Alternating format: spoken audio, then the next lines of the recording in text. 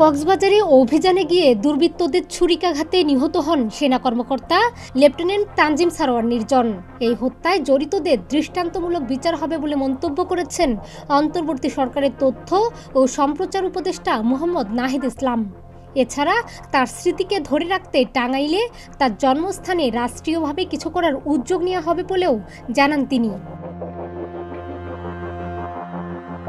বৃহস্পতিবার ঢাকা সেনানিবাসে army multipurpose কমপ্লেক্সে লেফটেন্যান্ট তানজিমের পরিবারের সঙ্গে সাক্ষাৎ করেন তথ্য ও সম্প্রচার উপদেষ্টা।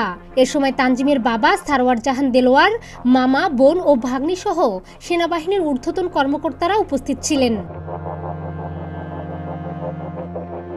পরে গণমাধ্যম কর্মীদের এই উপদেষ্টা বলেন, পুরো বিষয়টি নিয়ে তদন্ত চলছে। এর সঙ্গে আরও কিছু আছে কিনা সেটি তদন্তের আগে বলা যাচ্ছে না। তবে এ ঘটনার সঙ্গে যে বা যারাই জড়িত থাকুক তাদের বিচার হবে। তথ্য উপদেষ্টা বলেন, তানজিমের এই অকাল মৃত্যু শুধু সেনাবাহিনীর জন্য নয়, দেশের জন্য এক অপূরণীয় ক্ষতি। বাংলাদেশ সেনাবাহিনীর এই তরুণ ও মেধাবী কর্মকর্তা মানুষের জানমাল রক্ষার্থে নিজের জীবনকে উৎসর্গ করেছেন। তিনি তরুণদের কাছে দেশপ্রেমের প্রতীক হিসেবে বেঁচে থাকবেন। জুলাই গণঅভ্যুত্থানে তরুণ সেনা কর্মকর্তারা বলিষ্ঠ ভূমিকা রেখেছিলেন উল্লেখ করে তথ্য উপদেষ্টা নাহিদ ইসলাম বলেন, তারা নিরীহ ছাত্র জনতার উপর গুলি চালাতে অস্বীকৃতি জানিয়েছিলেন। জনগণের পক্ষে তারা দাঁড়িয়েছিলেন এবং সেই দায়িত্বের জায়গা থেকে সেনাবাহিনী দেশের জন্য কাজ করে যাচ্ছে। দেশ রক্ষার পাশাপাশি আইন শৃঙ্খলা রক্ষার কাজও তারা করছেন। তানজিম হত্যায় জড়িত সন্দেহে ইতিমধ্যেই 6 জনকে গ্রেপ্তার করা হয়েছে।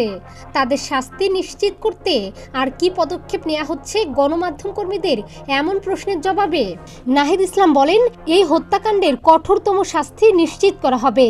পুরো বিষয়টি নিয়ে তদন্ত চলছে। এর সঙ্গে আরও কিছু আছে কিনা সেটি তদন্তের আগে বলা যাচ্ছে না। তবে এই ঘটনার সঙ্গে যে বা যারাই জড়িত থাকুক তাদের বিচার হবে। তথ্য উপদেষ্টা বলেন, সারা দেশের সব অবৈধ অস্ত্র এখনও উদ্ধার করা সম্ভব হয়নি। দ্রুততম সময়ের মধ্যে এগুলো পুনরুদ্ধার হবে। যত বাধা বিপত্তি থাকুক না কেন, আইন শৃঙ্খলা রক্ষাকারী বাহিনী ও যৌথ বাহিনী নিষ্ঠার সঙ্গে কাজ করে যাচ্ছে, যাতে জননিরাপত্তা নিশ্চিত হয় এবং আইন শৃঙ্খলা পরিস্থিতি ঠিক থাকে।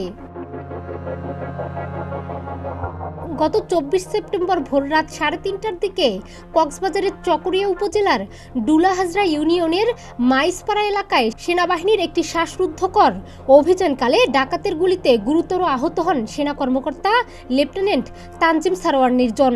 তাৎক্ষণিকভাবে এই সেনা কর্মকর্তাকে উদ্ধার করে মালুমঘাট মেমোরিয়াল হাসপাতালে নেওয়া হলে চিকিৎসক তাকে মৃত ঘোষণা করেন। ডেস্ক রিপোর্ট, প্রতিদিনের বাংলাদেশ।